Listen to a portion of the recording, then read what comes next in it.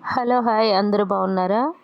ఈరోజు ఎంతో healthy and tasty అయిన beetroot puri and puri curry ఎలా ప్రిపేర్ చేసుకోవాలో చూపించబోతున్నాను. ఈ బీట్రూట్ పూరి ప్రిపరేషన్కి ముందుగా ఒక బీట్రూట్ తీసుకుని ముక్కలుగా కట్ చేసుకొని మిక్సీ పట్టుకోవాలి. ఇప్పుడు అర కేజీ గోధుమ పిండి తీసుకుని అందులో 2 టేబుల్ స్పూన్ ఉప్మా రవ్వ యాడ్ చేసుకోవాలి. టేస్ట్కి తగినంత సాల్ట్ కూడా వేసుకుని మనం ముందుగా స్మూత్గా ప్రిపేర్ చేసిన బీట్రూట్ ప్యూరీ యాడ్ చేసుకుని మొత్తం అన్నీ కలిపి చపాతీ ముద్దలాగా స్మూత్గా మిక్స్ చేసుకుని చూడండి, ముద్ద ఈ విధంగా రెడీ చేసుకుని పక్కన ఉంచాలి.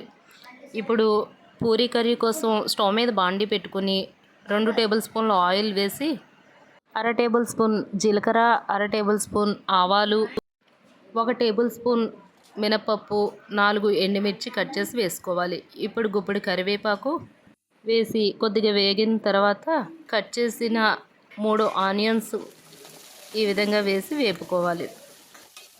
ఇవన్నీ కలిపి కొద్దిగా వేగిన తర్వాత కట్ చేసి పెట్టుకున్న 1 క్యారెట్ కూడా వేసుకోవాలి.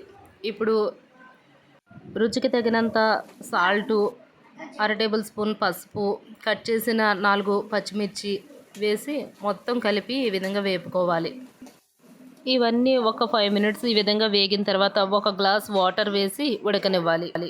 ముందుగా ఉడికించి పక్కన పెట్టిన 2 బంగాళాదుంపలు తొక్క తీసి ఈ విధంగా మ్యాష్ చేసుకుని ఇప్పుడు ఈ కర్రీలో యాడ్ చేసుకోవాలి. మొత్తం అన్నీ కలిపి ఒక 5 మినిట్స్ ఉడకనివ్వాలి. ఇప్పుడు ఇందులో మంచి ఫ్లేవర్ కోసం 4 లవంగాలు, 4 వెల్లుల్లి కొంచెం ఇలా దంచుకుని యాడ్ చేసుకుంటే కర్రీ ఫ్లేవర్ అయితే చాలా బాగుంటుంది. చూడండి, ఈ విధంగా మొత్తం కర్రీ అంతా రెడీ అయ్యేటప్పుడు 3 టేబుల్ స్పూన్ల శనగపిండి 1 కప్పు వాటర్లో వేసి మొత్తం ఉండలు లేకుండా కలిపి ఈ కర్రీలో యాడ్ చేసుకుని మొత్తం అంతా కలుపుకోవాలి. ఇలా కలిపి 5 మినిట్స్ ఉడికించి చివరిగా కొత్తిమీర చల్లుకొని దించి పక్కన పెట్టుకోవాలి. చూడండి, పూరీ కర్రీ అయితే ఈ విధంగా రెడీ అయింది. టేస్ట్ అయితే చాలా బాగుంటుంది ఈ విధంగా ప్రిపేర్ చేసుకోవడం వల్ల. ఇప్పుడు పూరీలు ప్రిపేర్ చేసుకోవడానికి ముందుగా రెడీ చేసుకున్న పిండిని చిన్న చిన్న ఉండలుగా చేసుకుని ఈ విధంగా పూరీలు ఒత్తుకోవాలి. మనం పిల్లలకి ఎప్పుడూ ఒకే విధంగా టిఫిన్స్ పెడితే వాళ్ళకి నచ్చవు. అందుకనే కొంచెం ఇలా డిఫరెంట్గా హెల్తీగా ట్రై చేస్తే చాలా బాగుంటాయి. పూరీలన్నీ ఇలా ప్రిపేర్ చేసుకున్న తర్వాత స్టవ్ వెలిగించుకుని స్టవ్ మీద బాండీ పెట్టుకుని ఆయిల్ వేసుకుని ఆయిల్ హీట్ ఎక్కిన తర్వాత పూరీలు ఇలా ఫ్రై చేసుకుని చూడండి, 2 వైపులా ఈ విధంగా తిప్పుతూ వేయించుకోవాలి. ఇలాగే పూరీలు మొత్తం ప్రిపేర్ చేసుకోవాలి.